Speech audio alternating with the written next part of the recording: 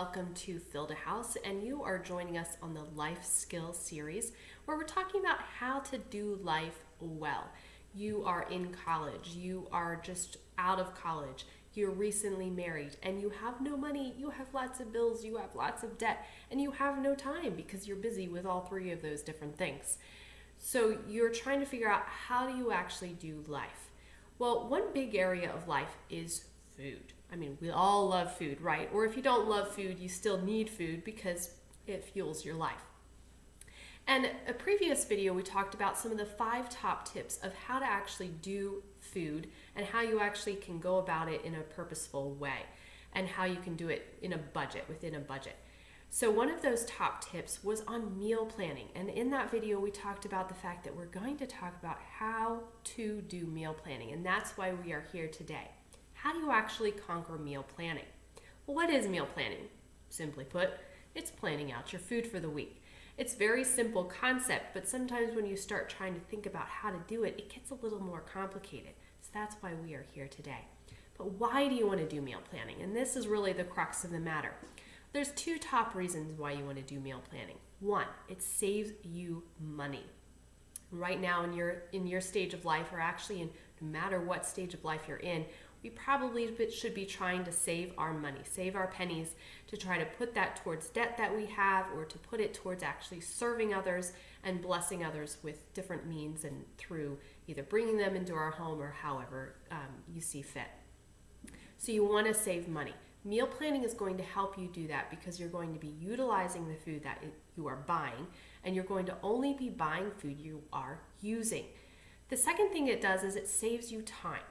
So for example, let's say you come home after school on Monday or after work on Monday, you're tired, you have no idea what you want to eat that day, you open up your refrigerator and it's no inspiration is coming.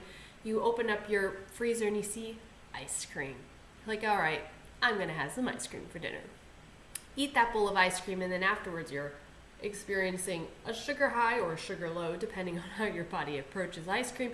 You're like, that probably was not the wisest thing to eat for dinner. Well, when you have a meal plan, you actually already know what you're going to make for food that evening. You can easily make it because you already have the food. You don't have to run out to the grocery store every single day to make the dinner. So those are 2 reasons why you really should be doing some meal planning. But how do you do it? What's the process for meal planning? Well, I've been doing this for a while now, and one of the things that I start doing when I'm meal planning is taking out my calendar and seeing what's on the docket for the week. Because you don't want to plan a meal for when you actually may not be home, or maybe you don't want to plan a meal that's just maybe not your fanciest meal, or maybe not the applicable to company coming over if you're actually having company coming over. So you look at your calendar and you say, okay, well, on Sunday I'm going to be having some company coming over. Monday, nothing's going on, just going to be coming home from work or school. Tuesday, I'm going to be working really late. I have a late meeting, so I need something fast and easy. And on Thursday, I have an event, so maybe I don't actually need to have a food for that evening because they're going to be providing dinner. So you look at that and you say, okay, you look at what meals you actually are going to need.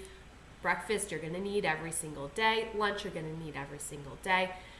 And then you start adding that up and you realize that's 20 meals that I need because I have one meal that's already taken care of, but that's only one meal. What are you going to do for those other 20 meals? Well, for breakfast, I suggest you get some really easy ways of actually getting yourself some breakfast, either granola and yogurt or some quiches. Really easy to make quiches, and I'll have a recipe for my favorite quiche recipe below. It's really easy. You can make them ahead of time, and we'll talk about meal prep in a separate video, but you can make those quiches ahead of time and just pull them out really easy for breakfast. For lunches, you're gonna be using some leftovers in my meal plan approach that I take, as well as get some food for sandwiches or for salads to make your life a little bit easier. It doesn't have to be super complicated. And making sure you plan out your lunches is important, because when you're sitting at your desk at work, you start getting hungry, and you don't have any lunch that you brought with you, you'll be tempted to go out, pay $5, $6 for a lunch when you could have spent only maybe $1 if you actually use the food you already have made for the week with leftovers, or you went to the grocery store and got some ingredients for a simple sandwich. Then you're going to plan out for your dinner. So how do you actually start doing this? You look at your calendar, and then you look in your cupboards and your refrigerator. What food do you actually already have on hand? If you've already gone to the grocery store, beforehand, because granted we all need to be eating, and you start accumulating food, you want to make sure you're using that up. You never want to use food. You don't want to throw away food. You don't want to waste it. So you open up your cupboards and you see, I have some diced tomatoes, and I have some beans, and I have some more beans. Obviously, beans are cheap, so these are good things to have in your cupboards. But you realize this is stuff you already have on hand. So you take note of that, jot it down, or place it in your head, in your memory, the things that you already have on hand. So you're going to use that as a basis for what food you're going to make for the following week. Then you're going to start looking at flyers. These are flyers from your local grocery store. Now this is when your phone is going to come in handy. All grocery stores that I know about have apps online where you can actually look at the flyers that they have for the week. My favorite is Aldi's. So you go to the Aldi's app, you put in your zip code previously so that all the flyers being generated are local to you. You look at what food is actually on sale. So you look at that and you see, okay, well, they have chicken on sale, they have some vegetables on sale, they have some cheese on sale. All right, so you take note of that and you realize what food is actually on sale. That's when you have like this master list of the food that is already going to be a resource to you. Then you are acknowledging what you actually need for the week. And apparently you no longer have to work late because it just fell off. But you look at your week ahead, and now this is when you actually start doing the physical meal planning. Well, then you start thinking, okay, well, what am I going to make with the tomatoes and the beans that I have and the beef I have in my freezer? You go to allrecipes.com. This is something that I've been doing for a really long period of time, and it's a great resource because it shows you how to use the food you already have. Allrecipes.com, I'll have that linked below, has a really good search option where you can type in some of the ingredients you already have. Then it generates recipes for you. And that way you can see, okay, well, with these ingredients that I already have, I could make chili. Chili is a great recipe to use for guests when they come over because it's filling, it's really yummy, and it's comforting. So you put that on your Sunday. You write down for Sunday, I'm going to be making chili. So you take out your meal plan that you've just written down on either a piece of paper, or you can write it on your calendar. Sunday, we're going to be making chili. Chili is what's on the docket. So then you look at that recipe on allrecipes.com and you think of, okay, is there any other food that I need to buy at the grocery store to make this chili?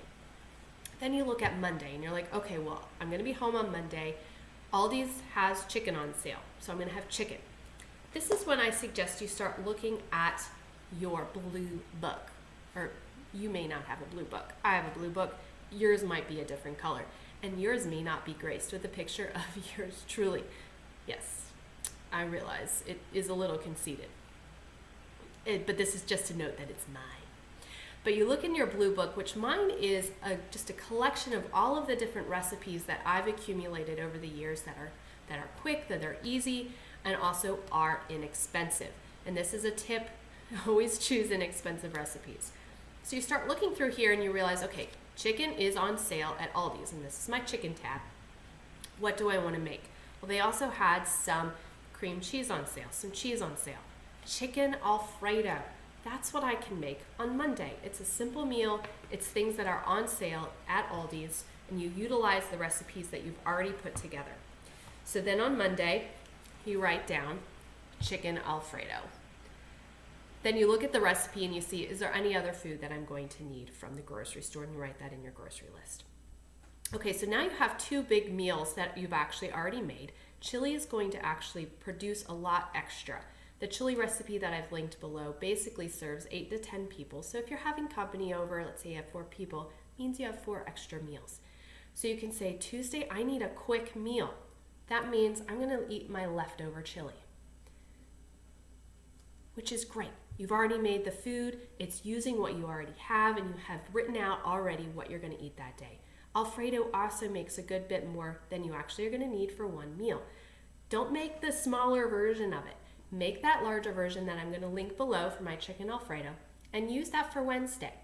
You're going to have the leftover Alfredo. And maybe on Wednesday for lunch, you're gonna have a sandwich, you're gonna have a salad. And that's how you start going through your week. You start listing out what food you actually are going to be making for those days. Then you have a list of things you already are going to make, which is great. So you're thinking, all right, that seems like it's gonna take a lot of time. I don't have a lot of time. I'm a student. I'm starting a new job. I don't have extra time. It might take a little bit of time when you're starting out, but let me tell you, once you get into the groove of it, it takes me about 10 minutes for a week to actually plan out what I want to make that week, looking at all recipes, looking at the food I have, looking in my blue book, and seeing what I actually want to make. Also, another tip, reuse your meal plans.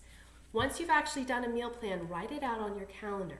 That way when you're looking back and you're saying, what do I want to make on this week of the 22nd of January, you look at this week and you say, I really liked that meal plan. It worked well. I liked the recipes. Reuse it. It'll save you a massive amount of time.